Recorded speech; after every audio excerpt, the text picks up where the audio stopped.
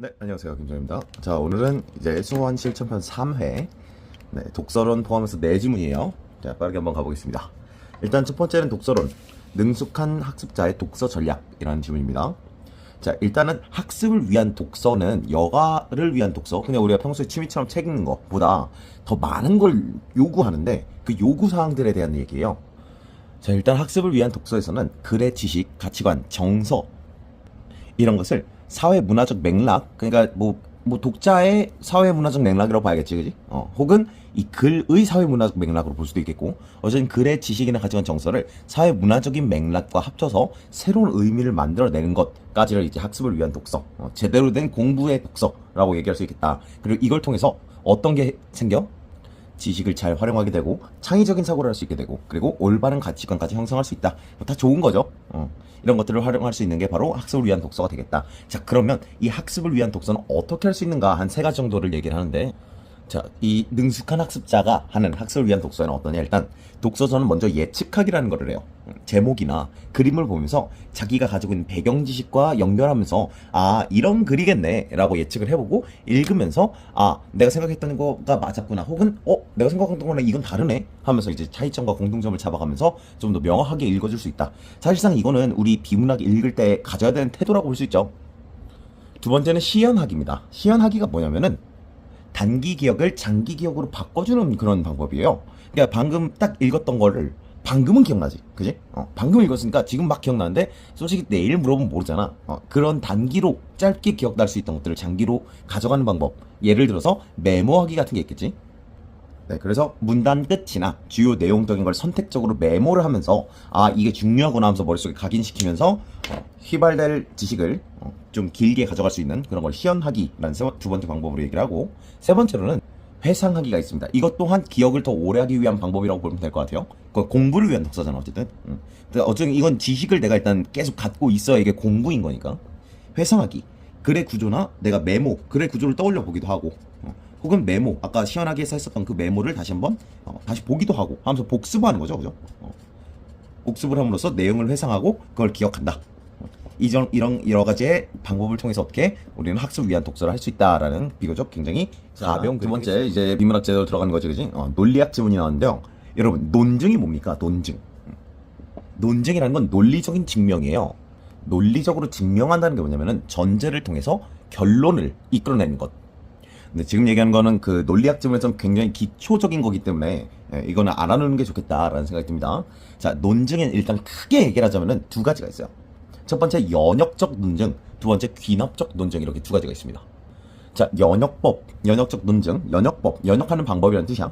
연역법이 뭐냐? 연역법은 전제가 참이라면 반드시 결론도 참인 그런 걸 얘기해요. 자, 그냥 이 지문에서 사용했던 예를 그대로 들어올게. 자, 예를 들어서 소가 심장이 있고 뭐 말도 심장이 있고 뭐 이럴 거 아니야. 자, 이거를 연역법에서는 자, 동물이 만약 심장을 갖고 있어. 그렇다면 소도 심장을 갖고 있을 것이고 말도 심장을 갖고 있을 것이다 라고 결론을 내는 것. 자, 뭐라고? 이게 전제라고? 이게 결론이 되는 거예요. 근데 잘 생각해봐. 당연하죠. 그죠? 연역법의 특징, 지문에 나오지는 않았는데 연역법의 특징은 뭐냐? 전제가 결론을 포함합니다. 그러니까 전제가 맞다면 거기서 나오는 결론은 당연히 맞는 말이 돼. 오케이? 이게 연역법이에요. 자, 귀납법은 반대예요. 반대. 자, 뭐라고? 소가 심장이 있고 말도 심장이 있고 사람도 심장이 있고 다 심장이 있잖아. 결론, 동물은 심장이 있겠구나 라고 얘기하는 거예요. 자, 그런데 반드시 동물이 심장이 있니? 해파리 같은 거 어때? 그지? 심장이 반드시 있어야 돼? 이게 소가 심장이 있고 말이 심장이 있고 인간 심장이 있다고 해서 X라는 동물이 반드시 심장을 가져야 되나? 그게 확보가 되진 않죠. 그죠? 그래서 귀납법은 어떠느냐? 일단은 전제가 절대 결론을 포함하지 못하거든? 왜? 결론이 더 커. 그지? 쌤이 철학도로서 이렇게 얘기하면 조금 양심에 찔리지만 일단 여러분의 편한 이해를 위해서는 귀납법은 일반화다라고 이거 이해를 해도 괜찮을 것 같아요. 일단은. 오케이? 일반화니까, 자, 여러분, 성급한 일반화에 오류 이런 거 들어봤죠, 그죠? 일반화를 쉽게 하다 보면 오류가 생기기도 한다, 이런 뜻이야. 무슨 뜻이야? 일반화라는 거는 보장이 안 된다는 거지. 지문에서는 이런 표현을 써요. 확률적으로 참이 된다. 반드시 참은 아니야. 물론 그럴 가능성이 높긴 하겠지, 그지? 그죠? 이게 연역법이랑 귀납법의 일단 큰 차이라고 볼 수 있어. 자, 그러니까 잘 생각을 해봐. 연역법은 당연한 소리를 하게 되지. 그지? 그러니까 전혀 지식이 확장되는 게 없죠. 그지? 그래서 이 연역법의 특징으로 뭐라 그러냐? 진리 보존적. 자, 이거 별 내용 아니고요. 진리라는 거를 확장시키지 못한다는 뜻이야. 그 안에서만 논다는 뜻이야. 오케이? 반대로 귀납법은 어때? 설사 틀릴지라도 이게 반드시 결론이라는 게 반드시 맞다라고 보장은 안 되지만 우리가 볼 수 있는 이 개별적인 사건들은 한정되어 있잖아. 그지? 근데 여기서 지금 모든 것은 이런 말을 쓸 수 있다는 것 자체로 지식이 확장이 될 수가 있는 거죠. 그지? 그래서 이런 걸 진리 확장적인 특징을 갖는다라고 해요. 귀납법은. 오케이? 괜찮죠? 정리되죠? 자, 연역법은 뭐라고? 일반론에서 개별적인 것들에 대한 얘기. 그러니까 당연히 일반론이 맞다면 그 안에 들어가 있는 동물이 심장을 가지면 당연히 소도 심장을 갖겠지. 말도 심장을 갖겠지. 그지? 그래서 보다 전제가 결론을 포함하는 것을 연역법이라고 해. 됐죠? 귀납법은 어떤 거라고? 각각의 개별 사건들을 가지고서 개별 사건들로 일반적인 내용을 뽑아내는 것을 말합니다. 납득되죠? 자, 지문에서 그리고 베이컨이 등장해요. 자, 먹는 베이컨 아니고요. 철학자 베이컨입니다. 자, 베이컨 생각보다 굉장히 유명한 분이세요. 자, 베이컨이 일단 이 연역법이랑 귀납법 중에 선택했던 건 귀납법이야. 왜? 연역법은 결국 아는 거에서만 빙글빙글 도는 거 아니야? 이게 뭐 해서 뭐 할 건데? 귀납법은 어때? 진리가 확장된다는 그런 장점이 있잖아. 그래서 베이컨은 이 귀납법을 굉장히 좋아하게 됐단 말이지. 그러나 이게 문제가 뭐야? 비약이 될 수가 있어. 한 4개, 5개만 모아놓고서 일반화 했더니 일반화가 헛소리야. 이런 경우가 있을 수 있겠지, 그지? 나도 축구를 좋아하고 철수도 축구를 좋아하고 민수도 축구를 좋아하니까 학생은 축구를 좋아하는구나 뭐 이런 말도 안 되는 소리 할 수가 있잖아. 그죠? 그래서 이 베이컨이 귀납법을 좋아하기는 했는데 그렇다고 해서 이 귀납적이라는 이 확률을 그대로 둘 수가 없다 이거지. 오케이? 그래서 베이컨이 중요한 건 이 귀납법의 확률이에요. 어렵지 않죠? 확률을 높인다. 지문에서는 참의 정도를 높인다. 결론의 참의 정도를 얘기하는 거지. 또 귀납적 강도를 높인다 이런 표현도 쓴대요. 어쨌든 베이컨이 하고 싶었던 거라고. 어떻게 하면 결론이 확장적이면서도 더 확률적이 높아질 수가 있을까? 그렇기만 하다면 귀납법의 유일한 문제를 해결하는 거잖아. 그지? 그럼 진리가 확장되고 좋잖아. 오케이?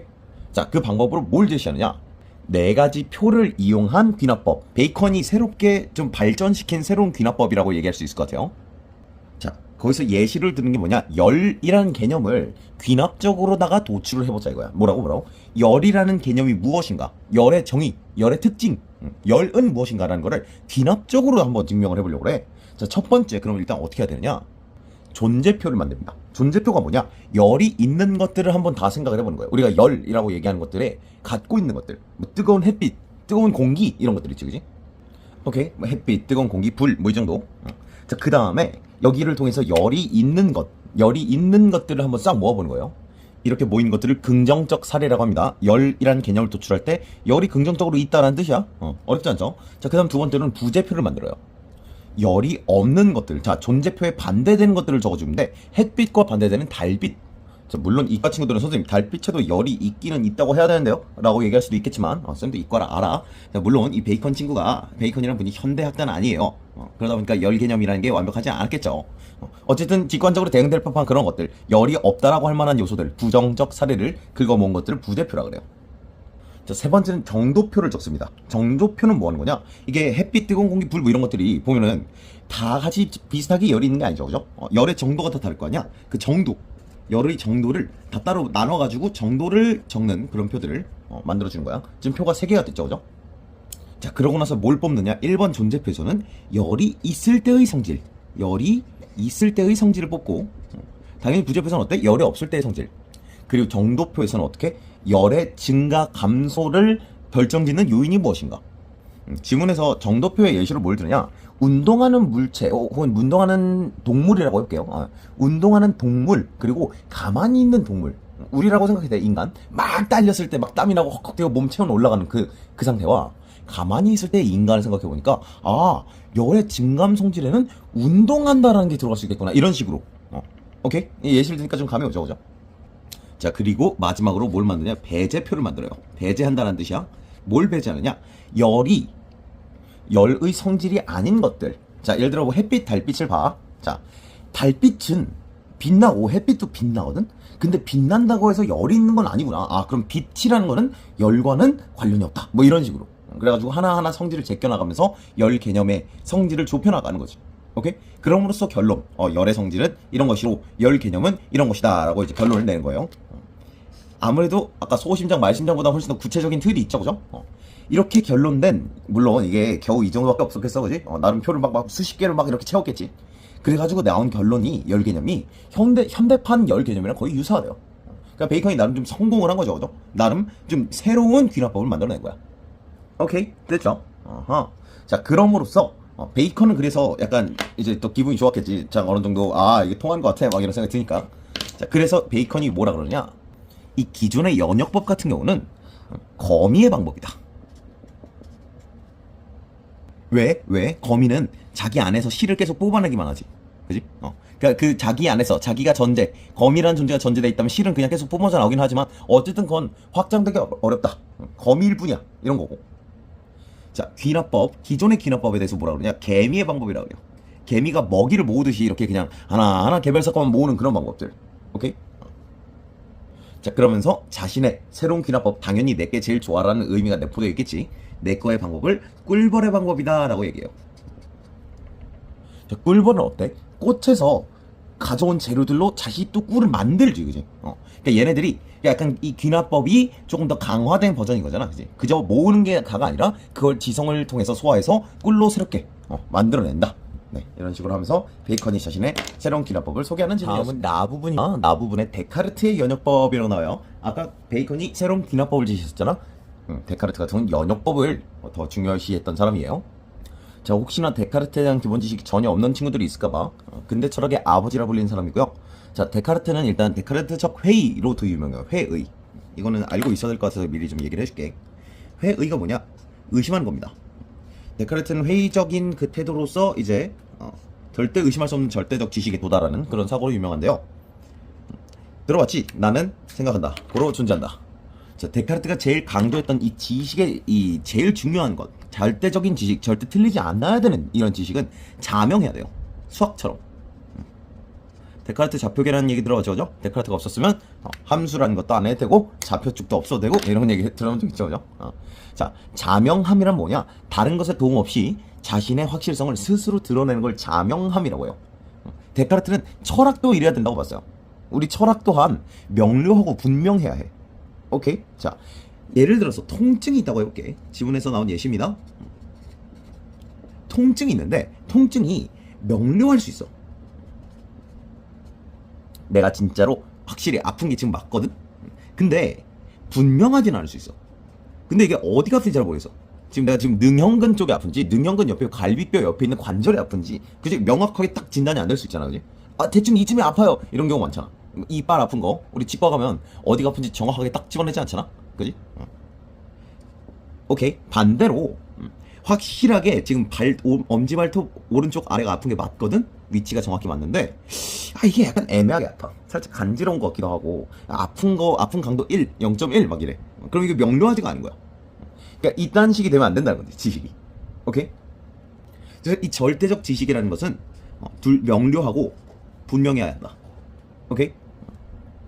자, 근데 이 통증이라는 건요, 다 뭘로써 느끼는 거야? 인간의 감각으로 느끼는 거죠. 그죠? 데카르트가 부정했던 것 중에 뭐가 있었냐? 인간의 감각이 부정을 할 수가 있어. 뭐 예를 들어 우리가 환청을 듣기도 하잖아. 그지? 환상통. 그지? 약간 뭐 통증이 없는데 가짜로 통증을 느끼는 것처럼 느낄 때도 있고, 약간 뭐 시야가 흐릿해져가지고 잘못 보는 경우도 있고, 그지? 환청, 환시, 그지? 그래서 데카르트는 이 절대적 지식에 이 감각을 넣지 않아요. 이 감각을 통하여 우리가 감각 경험하는 지식들이지. 그런 것들은 다 가짜일 수 있다. 그래서 감각 경험을 통한 지식 같은 거, 글쎄 우리가 보고 느끼고 그지? 오감을 통한 그런 지식은 확실하지 않은 것이다. 그것이 절대적 지식이 근간이 될 수 없어. 이런 얘기를 합니다. 나는 생각한다 고로 존재한 데가 어떤 거냐면요. 그러니까 이 데카르트는 모든 걸 다 일단 의심하기 시작을 했어. 내가 지금 사실 이 보드마카를 보고 있는 게 아닐 수도 있지 않을까? 사실 내가 통 속에 뇌이면 어떡하지? 이런 생각들을 막 한 거야. 내가 사실 이 다섯 손가락을 갖고 있는 것도 다 가짜 아닐까? 이 육체가 느끼는 이 모든 것이 다 거짓말 아닐까? 사실 왜냐하면 지금 이게 꿈일 수도 있잖아. 꿈은 현실이 아니잖아. 그지? 이런 식으로 하나하나 다 부정을 하기 시작을 한 거야. 자, 부정을 하다가 그럼 나의 이 육체도 가짜면 흔들리지 않는 무언가가 뭘까 생각해보다가 1 더하기 1은 2인가? 이런 막 생각을 해. 그래도 혹시 1 더하기 1은 3인데 악마가 나한테 거짓말해서 이라고 속이는 거 아니야? 이거 실제로 데카르트 책에 나와요. 그러다가 데카르트가 생각을 해보니까 악마가 만약 나를 속이고 있다 하더라도 내가 이 생각하는 나라는 정신이 없으면, 그치? 나의 이 정신이 없다면 악마가 속일 대상도 없는 거냐. 그치? 악마가 없다면 뭐 다행인데 악마가 있어서 속이려고 한다 하더라도 이 나의 이 정신, 지금 여기의 나의 정신은 부정할 수 없구나 라는 결론에 도달해. 이게 바로 나는 생각한다 고로 존재한다 입니다. 내가 생각하고 있기 때문에 나는 나의 정신은, 내 이 육체가 가짜일지 몰라도 나의 정신 자체는 존재한다는 것은 증명된다. 오케이? 이런 걸 절대적 지식의 첫 번째 단추로 놔. 오케이? 뭐 그러고서 이제 수학도 나오고 이러는 거예요. 자, 그런데 이 절대적 지식, 자, 연역법의 한계가 뭐였는지 기억나요? 연역법 한계가 뭐였어? 연역법은 전제가 참이면 반드시 결론도 참인 대신에 그 안에서 놀아. 진리 보존적이다라는 한계가 있었잖아. 그러니까 데카르트가 당연히 연역법을 지향해. 얘는 후에 굉장히 의심하는 앤데 귀납법을 좋아할 리가 없잖아. 그지? 결론이 확실하지도 않은데 그런 걸 막 하나하나 짜맞춰가지고 막 이런 거 되게 안 좋아할 거 아니야. 당연히 연역법을 좋아하는데 그렇다고 해서 기존 연역법이 보니까 한계가 참 많단 말이지. 그래서 이 한계라는 거를 극복해 보려고 데카르트적 연역이라는 걸 얘기합니다. 당연히 뭘 위해서겠어? 새로운 지식을 창출하기 위해서겠지, 그지? 자, 어떻게 하는 거냐? 자, 예를 들어 수학 같은 경우를 볼게요. 수학 같은 거. 삼각형의 내각의 합은 180도이다. 다 지문에 나온 예시입니다. 쌤이 웬만하면 드는 예시들은 다 지문에 나온 예시예요. 180도의 삼각형의 내각의 합. 이거는 자명하죠. 이거를 자명한 이 지식을 근거로 생각을 해보니까 사각형은 어때? 사각형 같은 경우는 삼각형이 두 개지. 그럼 사각형의 내각의 합은 360도겠네라는 새로운 지식을 도출할 수 있지 않냐 이거지. 마찬가지로 오각형도 증명할 수 있겠죠. 그죠? 오각형도 삼각형이 몇 개로 이루어졌어? 하나, 둘, 셋 이렇게 이루어졌으니까 그럼 오각형 540도 아니겠어? 이렇게 지금 하나하나 하다 보니까 야 그러면 일반적으로 N각형은 180도에 N-1을 곱한 거 아니야? 이런 식으로 하나하나 더 붙여갈 수 있지 않는가. 어떤 걸 기준으로? 가운데에 절대적 지식을 넣고서. 그래서 데카르트 같은 경우는 이것저것 이렇게 막 모으지 않아요. 절대적 지식 첫 번째로는 사실 나의 정신의 존재 그 자체야. 거기서 이제 하나하나 더 쌓아가면서 절대적 지식이라는 거대한 동상을 하나하나 이어붙이는 방식으로 확장하고자 했다. 결국 그럼 이건 지금 지식의 확장이잖아, 그지? 그렇게 해서 연역법이 원래 기존의 연역법 같은 경우는 새로운 지식을 창출할 수 없다는 그런 한계가 부딪혔었지만 애초에 데카르트는 기존의 지식을 싹 다 부정하고 시작하는 거예요. 감각 경험은 틀릴 수도 있어 라고 시작하는 순간 우리가 뭐 빨간색은 어쩌고저쩌고 이런 거 다 헛소리란 말이야. 데카르트 입장에서 우리가 보는 빨간색이 아닐 수도 있거든. 이러니까 그래서 일단 그 지식을 싹 부정하고서 일단 다시 가운데 절대적 지식을 놓고 하나하나 더 크게 이 덩어리를 최대한 크게 만들어 나가는 것, 이것이 바로 철학이다 라고 얘기한 게 데카르트가 되겠습니다. 가나 지문 봤고요. 연역법, 귀납법 지문. 자, 세 번째 지문은 형법의 과실과 주의 의무의 표준이라는 제목을 붙여놨어요. 자, 이 범죄라는 건 원래 구성 요건에 해당하고 위법해야 하며 유책한 행위라는 이로 세 가지 조건이 붙습니다. 네, 이것도 사실 굉장히 어려운 내용인데 이거에 대해서 구체적으로 얘기를 하지는 않고 이 지문에서는 어떠냐? 이 구성 요건이 일단 뭔지를 얘기해줘요. 구성 요건이 뭐냐면요. 한마디로 말해 범죄가 되는 행위를 법전에 적어놓은 걸 구성 요건이라고 해요. 그러니까 법전에 뭐 예를 들어 사람을 살해한 사는 무기징역에 처한다 이러면 이제 사람을 살해하다 이런 것들, 그런 걸 구성 요건이라고 합니다. 자, 구성 요건에 해당하고 위법성, 유체성 원래 이렇게 있는데 여기서 일단은 구성 요건에 해당하는 걸 얘기를 하면서, 자, 원래 우리나라는 이 실수로 범죄를 저지른 거에 대해서는 처벌하진 않아요. 자, 쉽게 설명해 줄게요. 자, 범죄를 일단은 일부러 저지를 수도 있겠지, 그지? 나는 저놈을 죽여버려야지 라든가 그러지. 고의적인 범죄가 있을 수 있겠죠. 반면에 의도가 없었던 경우가 있을 거야. 일단 먼저 고의로 범죄를 행한 것을 뭐라 그러냐? 고의범이라고 해요. 당연히 처벌하겠죠, 그죠? 당연히 처벌하겠죠. 자, 근데 의도가 없었는데 어쩌다니까 범죄처럼 일어난 거지. 형법상 금지 행위를 하게 된 그런 경우. 자, 그런 경우는 두 가지로 나누게 돼요. 주의 의무라는 것을 행하였는가, 행하지 않았는가, 의무를 지켰는가에 대한 얘기를 합니다. 자, 일단 이거를 과실이라고 합니다. 그리고 그런 과실로 범죄가 일어난 그런 사람, 과실로 범죄를 행한 사람, 그런 사람을 과실범이라고 하고요. 과실범은 처벌을 예외적으로 하는 편인데, 자, 그럼 이 과실범에 대한 지문이에요, 이 지문은. 자, 정확하게 정의를 한번 적으면 이래요. 과실범의 정의는 뭐냐? 정상적으로 기울여야 할 주의를 게을리함으로 이제 법에 명시가 되어 있습니다. 자, 이 주의를 게을리하다는 게 무슨 뜻이냐? 부주의했다는 겁니다. 자, 주의 의무를 불이행하다라는 뜻이에요. 자, 예를 들어 도로교통법에는 모든 차나 전차의 운전자들 같은 경우는 이러이러이러한 곳에서는 서행해야 한다라는 주요 의무가 적혀 있어. 그 중에 어떤 게 있냐? 가파른 비탈길 내리막 이런 게 써 있어요. 오케이? 자, 그럼 뭔 소리야? 어떤 운전자든 간에 가파른 비탈길 내리막에서는 천천히 서행해야 할 주의 의무가 있는 거야. 자, 그 주의 의무를 위반했다고 해서 범죄가 되는 건 아닌데, 그걸 예를 들어서 쌩쌩 날렸어. 가파른 비탈길 내리막에서 쌩쌩 날렸다가 누구 사람을 쳤어. 고의는 아니지 절대로, 그지? 의도치 않았는데 어쨌든 주의 의무를 이행하지 않았잖아. 그럼 걔는 과실범위가 될 수 있다는 얘기지. 자, 그러면 이건 뭐냐? 정상적으로 기울여야 할 주의. 그러니까 정상적으로가 어디까지를 얘기하는 거야? 그 주의 의무의 표준이 무엇인가? 자, 이건 일단 정해져 있지 않아요. 그래서 이거를 이제 여러 가지 설이 있어요. 주장이 있는데 첫 번째는 뭐냐? 객관설입니다. 그 표준은 객관적이어야 된다 이런 얘기인데, 그러니까 이게 지금 어떤 뭐 사고가 발생을 했어. 사건이 발생을 했잖아, 그지? 그래서 얘가 과실범위야 아니냐 이런 걸 지금 따진 중일 거 아니야. 그럴 때 걔의 그런 특수한 상황 뭐 이런 걸 고려하는 게 아니고, 일반적인 사회 일반인이라면 어떤 판단을 할까라는 그런 평균인의 기준으로 생각을 해야 된다. 이게 객관설이에요. 그래서 이거를 어떻게 또 얘기하느냐? 평균인 표준설이라고도 합니다. 자, 우리나라는 평균인 표준설을 채택하고 있어요. 우리나라. 자, 근데 객관이 있으니까 뭐도 있겠어? 주관설도 있겠죠, 그죠? 자, 이거는 행위자 표준설이라고도 해요. 자, 행위자마다 다를 거야. 행위자마다 주의할 수 있는 능력도 다르고, 뭐 예를 들면 노인이 주의할 수 있는 것과 굉장히 뭐 한 20대, 30대가 주의할 수 있는 그런 수준이 다르잖아. 뭐 이런 것들. 그래서 행위자 하나하나마다 각각마다 다 다른 표준을 설정을 해서 개개인적으로 주관적으로 임해야 돼라고 하는 게 주관설이에요. 그 다음에 세 번째로 절충설도 있습니다. 근데 절충설 뭐 말 그대로 절충하는 거겠죠? 객관과 주관을. 이 정도, 주의 의문의 정도 같은 경우는 당연히 객관적인 그런 기준을 가져야겠지만, 그럼 능력에 대해서 판단할 때는 행위자 개인에 대한 걸 판단해야 돼 라는 그런 반반 섞인 그런 걸 절충설이라고 해요. 한국은 뭐라고? 한국은 평균인 표준설을 따릅니다. 자, 그러니까 평균인 표준설의 장점이 뭔지부터 한번 얘기를 해볼게. 당연히 장점은 뭐겠어요? 객관적이야. 딱 정해져 있잖아, 그지? 그래서 보니까 예방이 가능하겠죠. 사람들이 딱 정해져 있는 그 선이 있으니까 그 선을 지키려고, 넘지 않으려고 굉장히 예방하려고 주의하겠죠, 그죠? 좀 더 잘 따라줄 것이고, 예를 들어 사고가 대량으로 일어났어. 사고가 엄청나게 크게 일어나가지고 과실 사고가 엄청나게 많을 때 딱 정해진 그 선에 맞춰서 딱딱딱딱 처리하면 되니까 얼마나 편해, 그지? 처리하는 입장에서 일단 굉장히 편하죠. 이걸 만약에 이 주관설 기준으로 생각해봐. 사고가 엄청 많이 일어났는데, 그럼 네 입장 다 들어보고, 너 기준에선 이렇게 했구나, 이렇게 하나하나 판단해야 되니까 굉장히 비효율적이겠지, 그지? 그래서 일관적으로 처리할 수 있는 그런 장점이 있겠죠, 그죠? 일관성이 있다. 자, 그러나 단점은 뭐냐?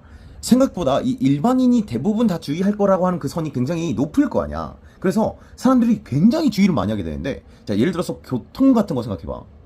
그러면 사람들이 운전을 안 하겠죠, 그죠? 원자력 발전 어때? 지문에 나왔던 예시인데, 제일 극단적인 친구는 이 원자력 발전이라는 생각이 들어요. 또 의료도 있겠지? 수술을 해. 그냥 위험은 해. 위험한 걸 알아. 위험한 걸 알면 주의를 해가지고 아는 거야? 과실범. 그럼 수술해서 죽으면 그냥 무조건 다 의사 책임이 돼버리고, 이런 경우도 있을 수 있겠고. 원자력 발전 너무 중요하잖아, 그지? 근데 원자력 발전이 위험하죠, 그죠? 그럼 어떻게 해? 안 해, 그죠? 중단해버려. 이런 부작용이잖아, 그렇죠? 그러다 보니까 사람들이 조심조심 하다 보니까 사회 발전 자체가 멈춰버릴 수도 있겠죠. 그래서 이거에 대한 해결책으로 제시하는 게 허용된 위험이라는 개념이에요. 지금 다 이거 객관설 얘기하는 거예요, 객관설. 허용된 위험, 이게 뭐냐? 이 정상적으로 기울여야 할 주의 의무가 너무 빡세다 이거지, 그지? 그래서 그거를 조금 제한하려고 만들어진 거예요. 지문에서는 의료법을 예시로 듭니다. 의료법엔 뭐가 돼 있느냐? 의사가 환자에게 수술 전에 지켜야 될 주의 상황이나 의료 행위에 대한 부작용에 대해서 설명해야 한다. 우리 이거 드라마에서 많이 보지, 그지? 이러이러한 부작용이 있을 수 있다, 이런 거. 이런 거를 만약에 제공을 해줬어. 그게 바로 안전장치야. 그게 이제 명문화된 기준이 있는 거예요. 일단 법전에 적혀 있는 거다라는 얘기를 할 수 있겠지. 규정이 적혀 있는 거야. 그 의료법에 행한, 적혀 있는 그 규정을 행했다면, 위험 조치를 충분히 했다면, 그렇다면 만약 큰 사고가 일어나더라 하더라도, 뭐 의료법으로 치면 뭐 죽은 거겠죠, 그죠? 수술이 실패하여 죽은 경우, 뭐 이런 경우라고 하더라도 그 의사에게, 행위자에게 과실범으로 처벌하지 않는다. 이런 것이 바로 허용된 위험으로 약간 이 객관설을 조금 완화하는 그런 방파제 역할을 하는 게 허용된 위험이라는 개념이다. 오케이, 됐죠? 네, 여기까지가 바로 세 번째 질문이었습니다. 오늘의 마지막 문입니다. 단백질의 1차, 2차, 3차, 4차 구조와 접힘이라는 제목을 달아봤어요. 자, 일단 단백질은 우리가 많이 들어봤었단 말이야, 그지? 자, 탄수화물의 기본 구성 요소를, 기본 단위를 포도당이라고 해요. 알고 있나요? 그것처럼 단백질의 기본 구성 요소를 아미노산이라고 합니다. 기본 단위, 최초 첫 번째 아미노산들이 여러 개가 모여서 단백질이 된다. 이런 뜻이야. 오케이? 자, 아미노산이 이게 여러 개가 결합을 할 거 아니야. 그런 걸 뭐라 그러냐? 폴리펩타이드라 그래요. 오케이? 아미노산이 결합했다는 거야. 그럼 폴리펩타이드라는 덩어리가 돼. 그럼 폴리펩타이드가 사슬로서 이어지는 것이 바로 단백질입니다. 주렁주렁 이어지는 뜻이야. 자, 단백질 같은 경우는 아미노산이 100개가 넘게 있어요. 자, 이렇게 되어 있는 걸 이제 단백질의 이제 기본적인 구성이라고 볼 수 있겠고, 자, 단백질이 구조를 가져. 여러 가지 구조를 갖거든. 그 구조를 1, 2, 3, 4차로 설명하는 지문이에요. 자, 일단 먼저 단백질 1차 구조는 아미노산의 서열이에요. 아미노산의 서열에 대해서 이제 이 지문에서 구체적으로 막 이게 무엇이다 라고 다루진 않는데, 이 서열은 뭐에 의해서 결정되느냐? 생물의 DNA나 RNA 같은 거 있지, 그지? 그런 생물의 유전 정보에 의해서 결정이 됩니다. 이 단백질을 이루는 작은 단위, 최소 단위였던 이 아미노산들이 어떻게 서열을 갖는가라는 게 1차적인 구조라고 얘기를 할 수가 있겠고, 이 아미노산의 서열 같은 경우는요, 이게 바뀌게 되면, 하나라도 바뀌면은, 자, 100개가 넘게 있는 게 하나의 단백질이라며, 하나라도, 근데 이 작은 단위 하나라도 바뀌면은 단백질 모양이 바뀌거나 기능이 바뀌거나 하는 경우가 있어요. 자, 2차 구조.